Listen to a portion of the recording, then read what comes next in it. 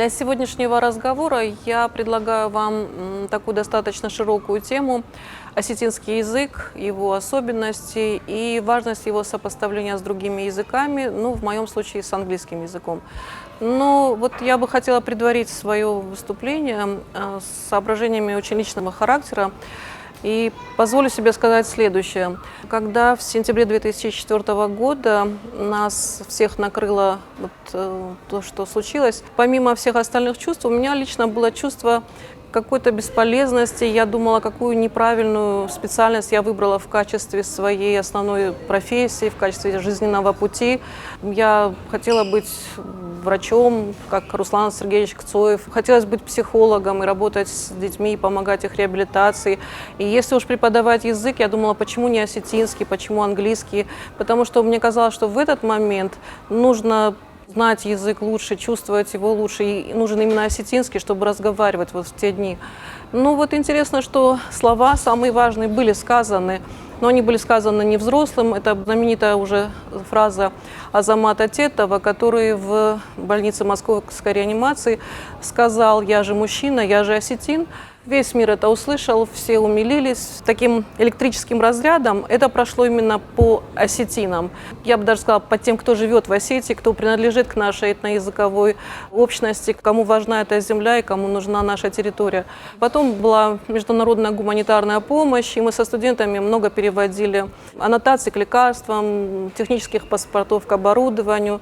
Потом мы поехали в Беслан и там провели страноведческую игру с детьми, которые уезжали в Великобританию. Кстати, игра называлась «Чай у английской королевы». Потом мы помогали детям готовиться к экзамену по английскому языку. То есть постепенно оказалось, что в жизни после английский язык тоже нужен, и лингвистика тоже нужна. Ну и то же самое вот после событий 2008 года в Южной Осетии тоже вдруг оказалось, что мы нужны, что нужно переводить информацию для сайтов, нужно писать тексты для международных сайтов, что нужно обеспечивать сопровождение документации на английский язык. Мы переводили переписку между Европейским судом и грузинскими официальными органами. Кстати, этот опыт был тоже очень полезен, потому что здесь пришло осознание не только того, что нужен английский язык, а осознание того, что нужно много специалистов английского языка разного профиля. И эти специалисты должны быть вооружены в том числе и пониманием и знанием международных институтов. И чтобы, например, успешно вступать в коммуникацию с такими органами, как Европейский суд, нужно как минимум знать еще и правовую базу. И нужно играть не по своим правилам, а по тем документам и по тем правовым нормам, которые приняты в данном учреждении. Почему я с этого начала? Простите мою такую дидактическую риторику. Это то, что я сама осознала, и то, когда мой такой комфортный профессионально-личностный гедонизм сменился нечто другим. Я поняла, что, оказывается, важно быть и востребованным своим обществом. И вот когда я общаюсь со студентами, возможно, они со мной согласятся, я посвящаю какое-то время для того, чтобы объяснить, что вы учите то, что учите, не только потому, что это нужно вам, это нужно всем. И то, что вы будете хорошими специалистами, лингвистами, преподавателями, это общественный запрос на это все. Есть такой знаменитый рассказ Ксенофонта о том, как Геракл был на распутье и выбрал путь добродетели. После слов, которые она ему сказала, она сказала: «Хочешь, чтобы боги были милостивы к тебе, почитай богов. Хочешь, чтобы друзья тебя любили, оказывай друзьям помощь. Хочешь, чтобы город тебя любил, помогай городу. Хочешь, чтобы Эллада вдохновлялась твоими достижениями, делай что-то для Эллады». Вот у нас у каждого есть своя Эллада, у нас с вами есть наша Осетия, и мы обязаны делать что-то, чтобы Осетии приносить пользу. Ну, вот, например, у меня есть такой курс введения в германскую филологию, о том, что английский язык германский, что это очень интересно разработанная область знания, изучение германистики, в данном случае английской лингвистики, это не самоцель. Да, германистика может быть самая разработанная, самая передовая область лингвистики, но давайте ее изучим, давайте воспользуемся теми приемами, методами анализа, которые уже выработались, и давайте применим это к своему языку, к осетинскому языку. В любом случае, у каждого человека такой момент вот этой осознания собственной ответственности наступает. Но у меня он наступил, может быть, позже, и, может быть, я хочу сэкономить время тех, кто не знает, зачем они учат, ну, может быть, знают, но не видят высокого смысла. Им кажется, что это их личная профессия, их личный выбор, который вот они вправе, которым распоряжаться или не распоряжаться. Осетиноведение и изучение осетинского языка – это очень серьезная конструкция, это очень фундаментальное сооружение. Хотя осетиноведение – это относительно молодая отрасль языкознания, но сделано очень много. Я не сомневаюсь, что ни за 200, ни за 300 лет, не про все языки можно создать вот такой корпус научный, чтобы это была такая важная дискуссионная база, и которая бы нужна была не только для, собственно, местного потребителя, а для мировой науки. Это наш язык, который располагает к тому, что он заслуживает того внимания, которое мировая наука к нему долгое время проявляла. Хотела бы вот уже такую конкретную лекцию начать с цитаты корифея осетинского языкознания Всеволода Федоровича Миллера. Вот, определяя осетинский язык, он пишет, что это последний остаток одного из северных диалектов иранского праязыка. Вот этот вопрос о ираноязычии наших предков, сарматов, аланов, ставится, как вы понимаете, достаточно остро. Сейчас он приобрел такой вид политического заказа, конъюнктурный вопрос. Но понимаете, вот для того, чтобы опровергнуть вот положение, например, Миллера или тех, кто тоже высказывался о ираноязычии скифов, сарматов, аланов, надо, ну, как минимум, знать столько же, сколько знали они. Надо, как минимум, тоже знать несколько иранских языков, и осетинский в том числе. Надо знать историю древнего и среднего мира. Ну, понимаете, вот на сегодняшний момент вот таких серьезных работ, которые бы отрицали ираноязычие сарматов и алан, науке неизвестно. И поэтому отвлекаться на политическую конъюнктуру не нужно, но, по крайней мере, это должно нас заставлять больше обращать внимание на наш язык. Возможно, такие работы есть, но вот, может быть, на тех языках, на которых не все читают, вот, ну, по крайней мере, на языках науки современной, такой мировой, английском и русском, вот таких работ нет. И когда историков или языковедов обвиняют в том, что они не отвечают на выпады тех, кто пытается доказать обратное, то, мне кажется, это неправильно, потому что все-таки ученые должны пользоваться научным инструментарием и оставаться вот в рамках именно научной дискуссии, а не сбиваться на политическую конъюнктуру. Ну вот в этой связи хотела бы вам напомнить и тот факт, что переименование нашей республики в Северную Осетию Аланию произошло именно как не политический заказ, не социальный заказ, не прихоть. Это был результат научного поиска, заключений, которыми пришли ученые нашей республики и тех людей, которые занимались осетинским языком. Что бы хотела сказать вот именно про необходимость сравнения осетинского языка и про место осетинского языка в ряду других языков. Ну, во-первых, как вы знаете, наш язык индоевропейский, то есть мы связаны генетическими узами со всеми языками, которые относятся к данной самой многочисленной языковой семье. Но и кроме того, есть еще одно обстоятельство, которое делает особенно интересным вот, исследование именно осетинского языка. Это то обстоятельство, что наши предки, так рано отколовшиеся от общеиранского единства и являвшиеся самыми активными номадами раннего средневековья и поздней античности, они связаны множеством типологических уз со всеми практически индоевропейскими и не только индоевропейскими народами. Ну, вы знаете, что наши предки принимали участие в этногенезе многих народов, славянских, германских народов, балтийских народов, в частности, балтийских, прусского народа. Вот это повышает наше значение в мировой науке. Вот то, что и генетически, и типологически мы вот оказались в таком эпицентре, на авансцене исторических передвижений.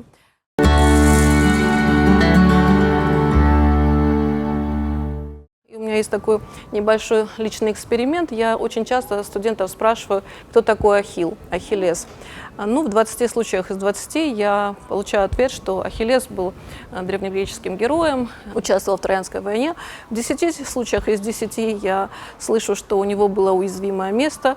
Но всегда находится эрудит, который скажет, что мать у него была Фетида, морская богиня, отца его звали Пелей. Но никогда еще я не слышала, чтобы кто-то мне сказал, что Ахиллес не был греком этническим. Ахиллес вообще-то был скифом. Получается, что то, что мы знали всегда, что Ахилл, Ахиллес – это древнегреческий герой, это не совсем так. Он не принадлежит, он не является этническим греком. Это же не мы сейчас, осетины, вот решили, что он забахлагол, тахчином, аннахиофа. Вот сами древнегреческие историки считали, что он скиф, природный скиф с берегов Азовского моря. Кстати, изгнанный своими сородичами за необузданность нрава и свирепость. Вот представьте, если сами скифы были такие достаточно воинственные, каким же был Ахиллес, что он их не устраивал повышенной воинственностью. Значит, что получается? Вот эти связи, которые установлены между древнегреческими мифами и нашими Катчета, не только сюжеты мигрировали из одного этноязыкового общества в другое, но и сами герои могли быть разного происхождения. Кстати, у другого знаменитого грека Геракла, тоже вам хорошо известного, сына звали Скиф. Тоже наверняка не случайное совпадение, как вы понимаете. Ну вот теперь я бы хотела перейти вот уже к такому вопросу, как почему важно сопоставлять осетинский язык с английским. Я с этого начала, с цитаты Миллера о том, что мы восточноиранский язык, северо-восточноиранский язык. Как вы знаете, английский язык западно-германский. Но если вы так себе представите карту, то, конечно, вон где-то там Британия, вот где-то здесь мы. Английский глобальный язык, язык мирового сообщества, науки, технологий. И вот мы сами, которые пытаемся сохранить тот язык, который нам сохранили наши предки. Что уже само по себе сравнимо с чудом таким и подвигом этническим. Смотрите, что получается, что, значит, особых оснований для сравнения нет, получается. Мы далеко друг от друга. Ну да, мы связаны общностью происхождения, но это было так давно, когда иранская группа распалась, когда сформировалась германская группа. И что оказывается, что в самой английской научной литературе расходятся мнения по поводу их собственного происхождения. Они очень много про себя знают, но дело в том, что они сформировались довольно поздно, как национальность. Английского языка как такового не было еще даже в V-VI веках. Он только начал формироваться в тот момент, когда наши предки были на пике вот с такого исторической активности и участвовали во всем. По сути дела, англичан как таковых еще не было, они еще даже не появились. Они, естественно, ищут свои корни, они тоже ищут их. Ну и что интересно, что они находят эти корни где-то около нас или рядом с нами. Вот особенно в 17-18 века были такие специалисты по раннему средневековью, которые считали, что они сарматы. Ну уж точно саксы, это сарматское племя Сака-Суна, сын Исаков. Есть такая точка зрения. Ну, одно известно, что вот эти народы, которые в середине V века стали оккупировать Британию, остров Британию, и стала формироваться вот эта этноязыковая общность, которую мы сейчас знаем под названием англичане, они, во-первых, были очень разного происхождения. Это не были даже три племени, о которых все знают, англы, саксы и юты. Вот есть такой документ Tribal Heritage. Там вообще указано 30 народов, которые, кстати, нас там нету, но 30 народов, которые участвовали в переселении, есть. Но вот интересно, что есть такой Джеймс Макферсон, был, вернее, в 18 веке. Вот он писал о том, что саксы – это самые чистые, самые несмешанные сарматы. The Saxons settled in Britain are the most unmixed of the posterity of the Sarmate. Он даже пишет Сарматы, вот с этим шарматта, получается, даже у него вот это окончание множественного числа, типичное для осетинского. The most unmixed of the posterity of the Sarmate, who first settled on the southern shore of the Baltic. И, кстати, само Балтийское море называлось Маре Сарматико, то есть Сарматским морем. Кстати, вот интересно, что этот Джеймс Макферсон, он очень критически высказывается о сарматах, которые на самом деле саксы, в его представлении саксоны. Но вот он говорит о том, что они даже не смогли передать последующим поколениям своего языка. Он прав по-своему, потому что это 18 век. И вот все, что я до этого говорила про относительность знания, это работает в данном случае, потому что это еще до того, как Ян Потоцкий или Герхард Миллер сказал, что осетины – это потомки сарматов и алан, до того, как об этом стали говорить ученые. Значит, он, естественно, не знал о нашем существовании, не предполагал, что этот язык мог сохраниться. Он обвиняет в том, что они вот это свое былое величие не смогли сохранить, даже не сохранив языка. Саксы как таковые сохранились, они остались, они стали частью народа англичан, но они не сохранили язык, и это очень серьезный упрек, который он им бросает. Ну вот представьте себе, сохранились наши предки здесь, в очень сложных условиях, многовековой такой изоляции и контактирования со многими языками. Почему я говорю, что это такой коллективный подвиг, который совершили наши предки? Потому что вот тот же английский язык, когда был под давлением скандинавских языков или французского языка, он чрезвычайно изменился, он практически изменился до неузнаваемости, но и выжил благодаря этому. Значит, вот для него приоритетна была способность его к адаптации, к выживанию. А вот для нашего языка самым главным стала возможность вот законсервироваться, развиваться крайне медленными темпами для того, чтобы выжить. Как лично вы применяете метод сопоставления осетинского с английским языком? Спасибо. У меня есть такая доминанта, идея фикс. Я ищу слова, родственные осетинскому лак, в разных языках, ну, естественно, в английском в первую очередь. Это ограниченный лексический материал. Но вот в силу того, что сама эта лексема такая важная, она дает выход на очень многие слои языкового анализа. Я пытаюсь найти подобный корень и в словах нарицательных, в словах именах собственных, в рунических надписях, в эпических текстах. Скопился какой-то определенный материал, который показывает, что да, это продуктивный вид сопоставления. Вот то, что я сказала про лак, это очень интересно. Вот есть целый ряд лексем, которые были утрачены в английском языке, но которые означают какого-то человека, ну там знающего человека, знахаря, и вот нам скин лака, в которых этот элемент лак присутствует. Очень интересный материал дает анализ антропонимов германских, древнегерманских антропонимов. Но если я вам скажу, что там 28 слов, у которых второй элемент лаг, лауг, лаг, лак. И самое главное, что исходя из германского материала нет хорошей интерпретации данных слов. Ну есть там ас-лак, есть берти-лак, есть разные лаки. Но я вот хочу вам привести пример такой стюрлаг. Немецкий ученый считает, что стюр – это старое заимствование из скифского и означает, догадайтесь, что? Ну, почти то же самое, что и штыр.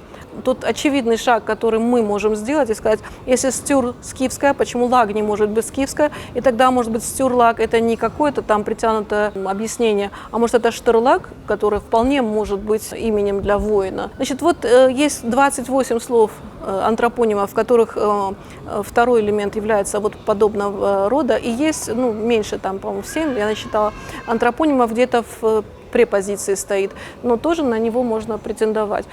Причем претендовать можно и на то, что хорошо этимологизировано, но аж на то, что недостаточно хорошо этимологизируется средствами там, немецкого или германского, или любого германского, английского языка, кельтских языков, то, ну, тут уж, конечно, мы должны выступить. Вернусь немного назад к вопросу о том, действительно ли осетины являются потомками скифов, аланов. Знаю о том, что в северной части Индии существуют народы, язык чей идентичен с нашим осетинским. Вот, как вы думаете, является ли это каким-то доказательством того, что осетины действительно являются потомками? Спасибо, очень интересный вопрос тоже. Понимаете, вот эта информация об анклавном расселении каких-то этнических групп, которые говорят на языке, который для нас является доступным, который мы здесь в Осетии можем воспринимать, если мы услышим, такая информация бывает. В Китае есть такие поселения на территории Индии, вот в Дагестане такая общность обнаружена. Если это так, и если мы действительно родственники, то что это доказывает? Что тот широко известный факт, что наши предки проходили огромные территории, Это доказанный факт. О том, насколько они были ассимилированы теми народами, с которыми они контактировали, это очень сложная ситуация. Ну да, нас не осталось, например, в Британии там, или в Испании, остались там только топонимы либо антропонимы. Есть анклавные группы, которые сумели сохранить язык, что само по себе удивительно, потому что вот даже при анклавном поселении за 3, по-моему, поколения происходит размывание этих барьеров.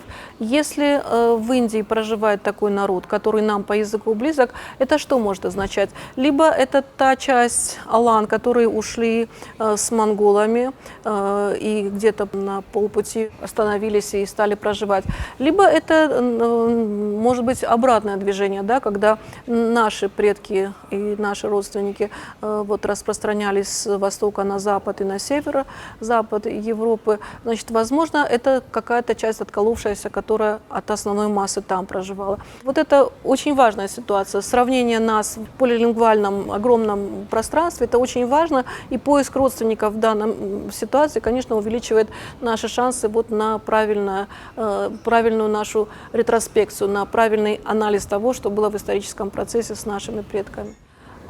Я очень вам благодарна за вопросы, за внимание, которое вы проявили. В заключение хочу сказать следующее. Несмотря на достижения осетиноведения по настоящее время, несмотря на высокий уровень изученности английского языка или германских языков, всегда можно найти тему, которую можно развить. Мы малочисленный народ, предки которого передали и сохранили нам наш язык. Да, нас осталось мало, но это сегодняшняя ситуация, и тем не менее наши претензии на место нашего языка в мировом пространстве не должны определяться той небольшой территорией, которую мы сейчас занимаем, и тем малым числом, которое мы сейчас из себя представляем, а надо исходить из вот какой-то исторической ретроспективы. Мы имеем право анализировать и находить связи с нашим языком в